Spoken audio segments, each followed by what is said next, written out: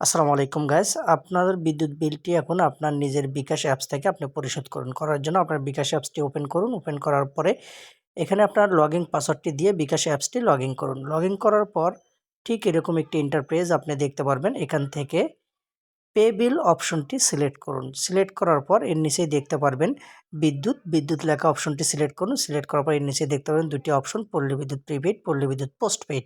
যেহেতু আজকে আমি প্রিপেইড নয় পোস্টপেইড বিল পরিশোধ করব, সেক্ষেত্রে আমি পোস্টপেইড অপশনটি সিলেক্ট করলাম। সিলেক্ট করার পর ঠিক এরকম একটি ইন্টারফেস দেখতে পারবেন। এখানে আপনার বিলের কাগজে থাকা এসএমএস অ্যাকাউন্ট নাম্বারটি এখানে বসিয়ে দিন। এসএমএস অ্যাকাউন্ট নাম্বারটা দেওয়ার পর অবশ্যই আপনি আপনার এসএমএস অ্যাকাউন্ট নাম্বারটা পুনরায় মিলিয়ে নেবেন। যদি ঠিক থাকে সেই ক্ষেত্রে পে বিল করতে এগিয়ে যান এই অপশনটিতে ট্যাপ করবেন। ট্যাপ করার পর ঠিক এরকম একটা ইন্টারফেস দেখতে পারবেন। এখানে পুনরায় আপনার এসএমএস অ্যাকাউন্ট নাম্বারটা দেখতে পারবেন। অবশ্যই এখানে আবারও ভালো করে আপনি মিলিয়ে নেবেন, কারণ যদি মিল না থাকে, একটা ডিজিট যদি ভুল হয়ে যায়, সেক্ষেত্রে অন্য কারো বিল পরিশোধ হয়ে যেতে পারে।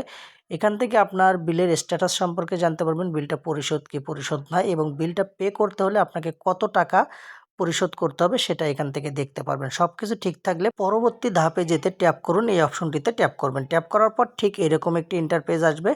আসার পর এখানে পুনরায় আপনার এসএমএস অ্যাকাউন্ট নাম্বারটা আপনি দেখে নেবেন। নেওয়ার পর আপনার বিকাশের পিন কোডটি দেওয়ার পর পিন কনফার্ম করুন, এই অপশনটিতে ট্যাপ করবেন।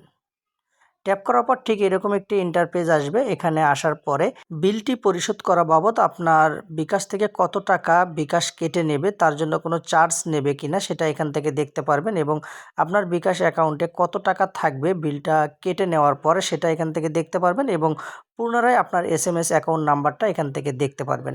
সব কিছু যদি ঠিক থাকে পে বিল করতে ট্যাপ করে ধরে রাখুন, এই অপশনটিতে চেপে ধরে থাকবেন। ধরে থাকার পরে ঠিক এরকম একটা ইন্টারফেস আপনি দেখতে পারবেন। আপনার পে বিল সফল হয়েছে।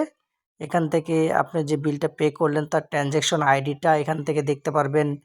সর্বমোট কত টাকা কেটে নিয়েছে, আপনার নতুন ব্যালেন্সে কত টাকা থাকলো, কোন এসএমএস অ্যাকাউন্ট নাম্বার ব্যবহার করে বিলটা আপনি পে করলেন, সেই তথ্যগুলো আপনি এখান থেকে দেখতে পারবেন। আশা করছি ভিউয়ার্স আপনারা এই প্রকারে আপনাদের নিজের বিলটা আপনার নিজের বিকাশ অ্যাকাউন্ট থেকে বিকাশ অ্যাপস ব্যবহার করে পরিশোধ করতে পারবেন। তো ভিউয়ার্স ভিডিওটি যদি ভালো লেগে থাকে অবশ্যই শেয়ার করে সবাইকে জানার সুযোগ করে দিবেন। আল্লাহ হাফেজ, আসসালামু আলাইকুম।